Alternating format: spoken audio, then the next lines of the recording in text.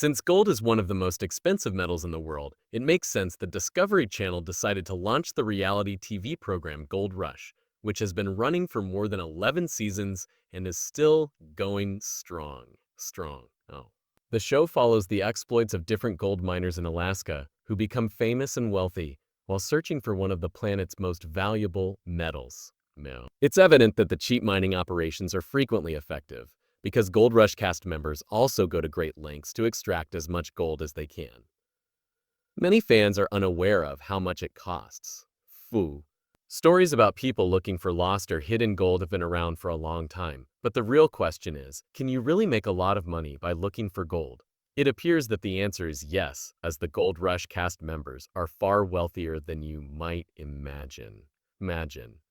Let's find out how wealthy they are. Even while Tony isn't the romantic partner Parker claims to be, he's clearly making a lot of money discreetly and grinning broadly after every episode as of 2022.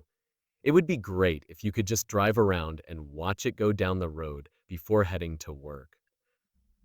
The wealthiest cast member to participate on Gold Rush is Tony Beats, who first appeared in the second season of the program as one of the Yukon Territory's most skilled miners before becoming famous. Tony began his mining career in 1984 after working as a cow milker. Even though Tony appears to be a quiet man who conducts his business as if no one else exists, he is best known for his aggressive approach to business, which resulted in long-running feuds with several co-stars. Despite this, he has been mining for gold ever since, and has decades of experience in his portfolio, which helped him become a reality TV star. He has a net worth of $15 million. According to reports, Tony Beats operates a personal company whose earnings are kept secret from the public, but the majority of his wealth is taken from his involvement in the reality television program. Even though he is much younger than most miners, Parker Schnabel, who joined in season 2, is already making a name for himself and his family. He even gave Tony B a run for his money. Everyone knew how to dig pay, but there are round rock everywhere. We all know the legendary John Schnabel from the show.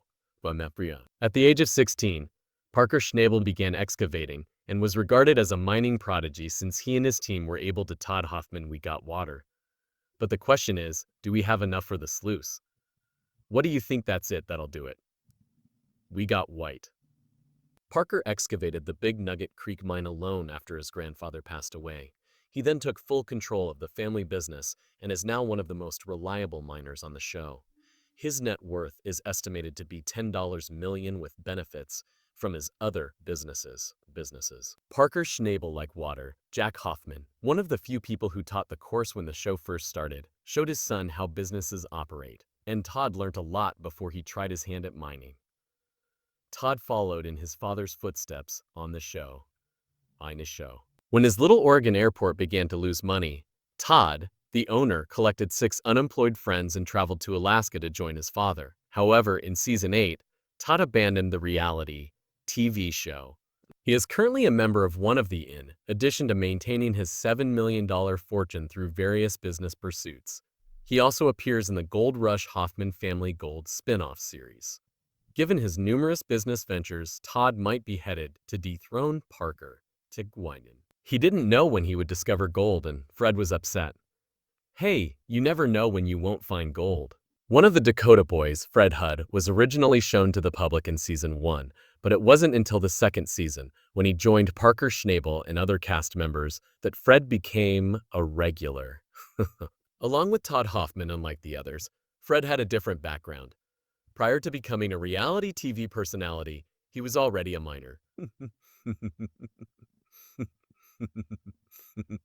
In addition, he was a fisherman on the show when he began working with the Hoffman crew at Porcupine Creek. As of 2022, Fred's net worth is roughly $6 million, with the majority of his wealth coming from his role in the spin-off series Gold Rush Whitewater, which followed him as he abandoned gold mining for an unsuccessful business.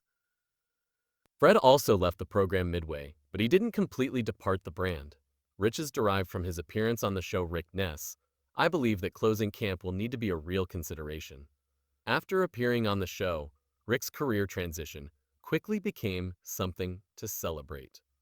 Phooey. Rick had originally intended to play football in college, but an injury ended his athletic career. He then formed the 357 String Band, which was fairly successful, but he left it after becoming a minor. In Season 3, he established himself as Parker Schneibel's trusted foreman. Rick, after several work-related issues, Ennis has developed into a dependable mine boss on his own.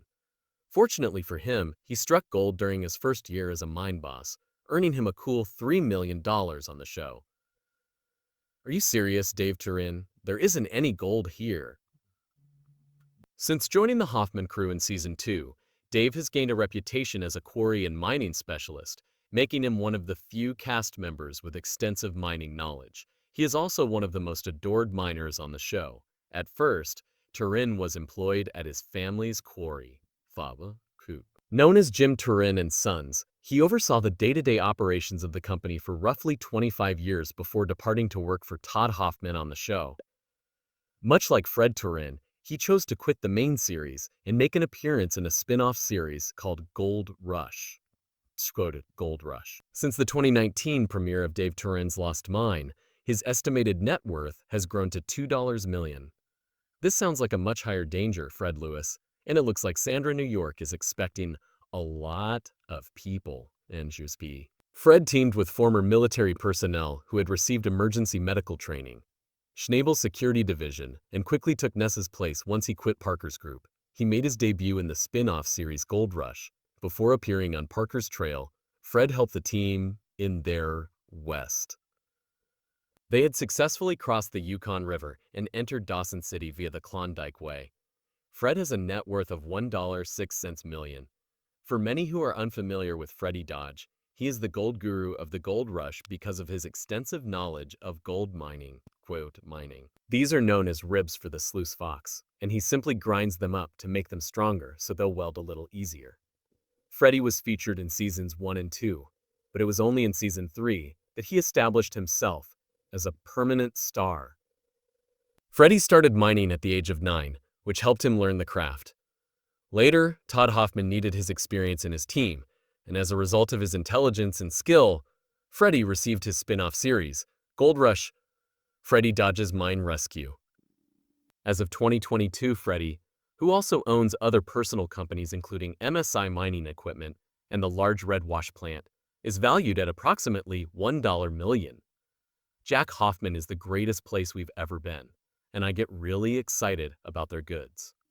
Todd Hoffman's father and longtime business partner, Jack, was a member of the original mining team that appeared in the first season of the show before showcasing his son in the season that follows. Hoffman, a former Bush pilot and military veteran, worked for a short time in real estate before becoming bored and trying his hand at mining, which paid off. He is now known as the head of a well-known mining family on reality TV, having left the show with his son to start their own series. Gold Hoffman family initially working as a plant carpenter, Chris was asked to build a cabin for friend and co-star Greg Remsburg. He eventually received an invitation to join the Hoffman Group, a woman group. Jack's fortune is approximately $1 million, with the majority of the money coming from the show Chris made. It's not just a matter of turning on a machine, turning on the water, and starting running dirt. Chris, who has worked with 2 of the top mining teams, is one of the show's lucky guys. He accidentally joined Hoffman's mining crew before joining Parker's mining troupe. Chris has been with the show since the first season and has made significant contributions to Parker's team. In exchange, Chris is now valued at $400K, making him one of the few crew members to earn that amount of money. Jim Thurber, that's 253 houses, and we need 47 more. Jim and Todd Hoffman have been friends for over 15 years. No, not amount of money. He joined the show after losing his job and facing the loss of his home gym, which is now worth over $350,000 due to his appearance on the show, in contrast to his initial pay of $10, $0 per month and $120,000 annually. Nobody would have guessed that the cast members of Gold Rush were rushing millions to the bank after every episode. But now that we know, we hope to see a new implementation as suggested by Parker Schneibel so Gold Rush won't be another show that is abandoned halfway. Jim is undoubtedly living the party life thanks to the Gold Rush show. His current net worth is approximately 350 zero, and the majority of his income comes from appearing in the reality TV show.